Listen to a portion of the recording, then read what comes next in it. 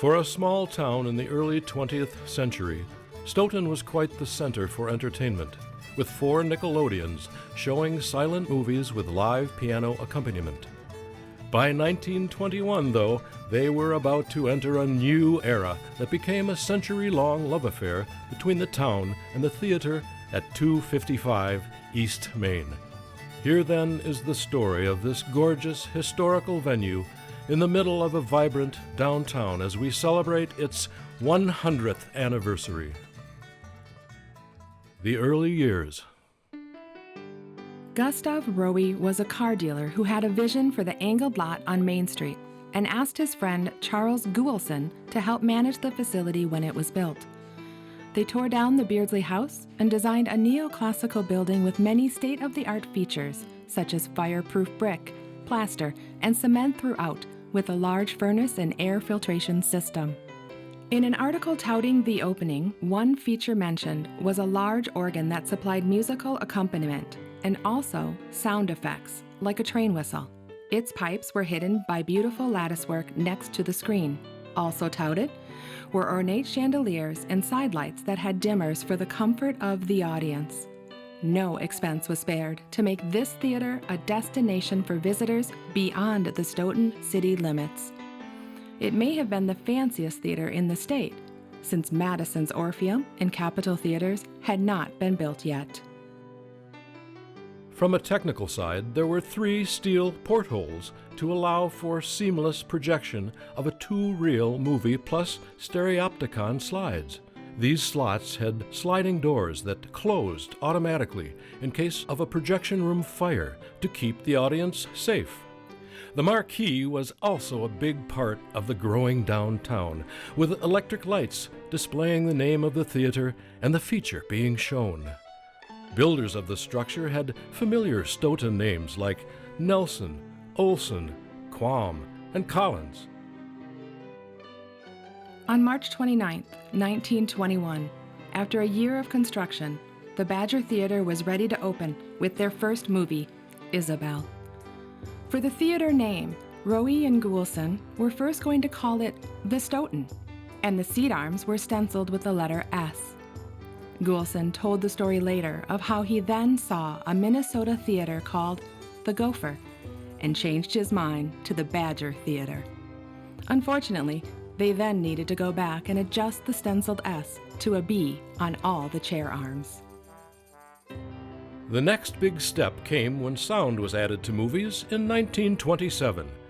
The Badger waited until November 5, 1929 to show Sweetie, their first talkie, which was listed as 100% sound, as opposed to some previous movies that still used words printed on the screen for dialogue and sound for singing and dancing.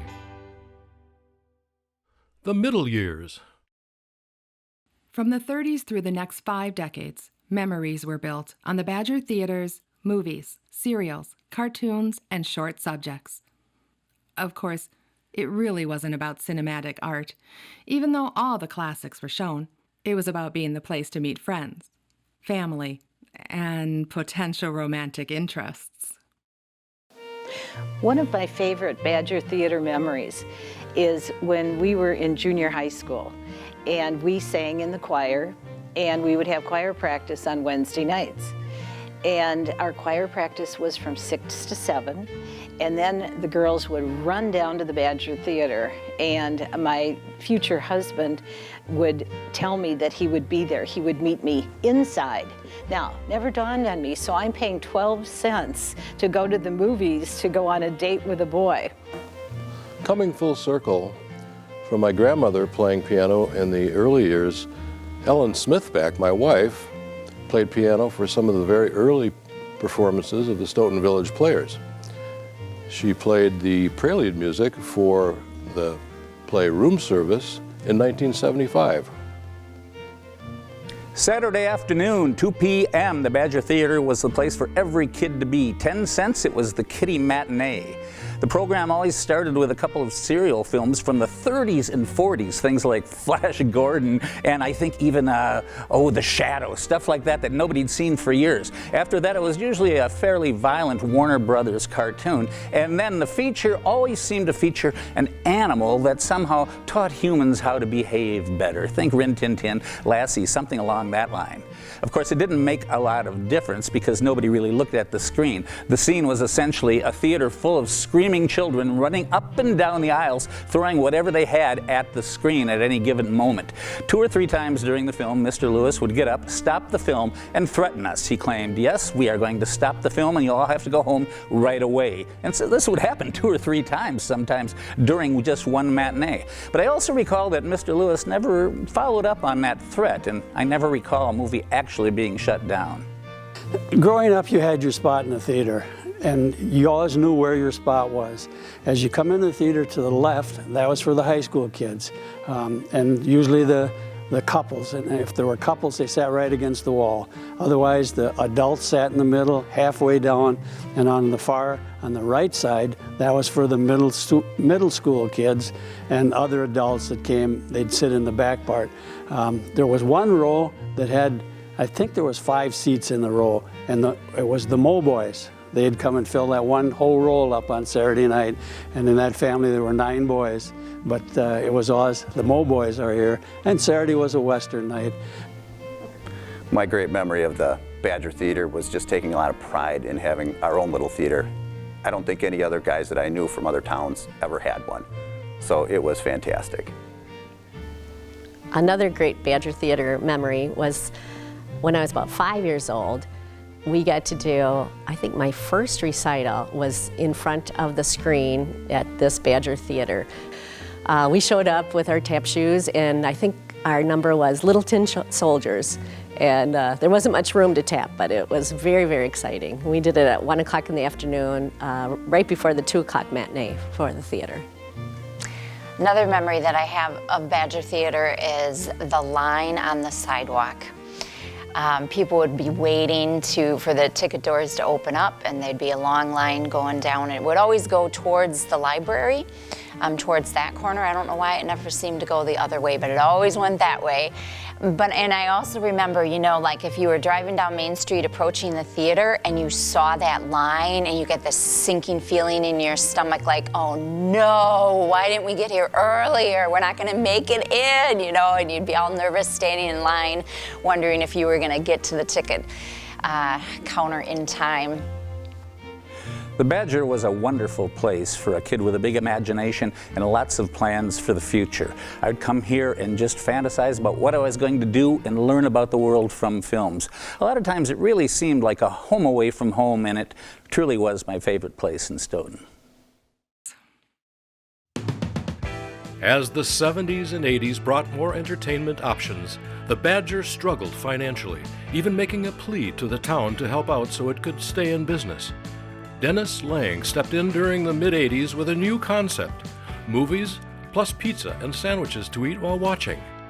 The Badger Theater soon became the Cinema Cafe.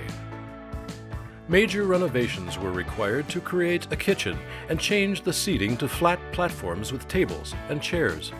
While a big hit with the town, most movie venues needed more than one screen to be successful, so Dennis eventually had another vision: recreate the empty Schultz Brothers dime store into a venue with 5 small theaters. To do this, the Badger needed to be sold, and Tony Hill stepped into the picture. A well-known realtor and founder of Stoughton Village Players, Tony had long thought that the Badger might work as a live performance space. He bought the Badger from Dennis in 1996 and pitched the idea to the Village Players. Putting on their shows in the Opera House had been difficult logistically, and the Badger seemed like a great solution if the proper funds could be raised.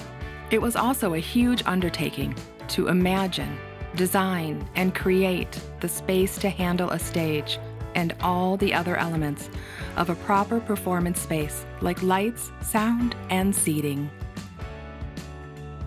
Stoughton Village Players took over in 1999, and started the massive renovations, with members engineering the projects and volunteers lending hundreds of hours to make it all work. The first show was a sit-and-my production called Radio Ufta, highlighted by a humorous take on a fundraising telethon. The official and real fundraising campaign started in 2003 and led to the purchase of the theater in 2005, greatly assisted by a gift from Tony and Ann Hill. Those who donated to the initial purchase were recognized by a unique display on the wall of the lobby. Sidewalk bricks were also used to thank those contributing to the changeover from the Badger and Cinema Cafe to the newly named Stoughton Village Players Theater. There was enough money raised to also renovate the front of the theater to resemble how it looked in the 1920s, and the building was designated a historical site in 2005. In their new home, Stoughton Village Players have produced over 120 shows, including an original, self-written comedy show for Sit-and-My each year. Many other upgrades have made the experience better for audiences, including new seats, carpeting, paint, lights, sound, and bathrooms, plus expansion of dressing rooms and storage areas. With all changes, care is taken to maintain the Art Deco style and historic appearance. A look back and a look ahead. The first 100 years of 255 East Main has clearly made fond memories for many. It occupies the center of Stoughton physically, but is also the heart of the town in so many other ways. We are lucky to have a place for families to share through the decades. And with the Stoughton Village Players celebrating their 50th anniversary in 2022, clearly the building is in good hands. We welcome all visitors to experience this important piece of Stoughton's history.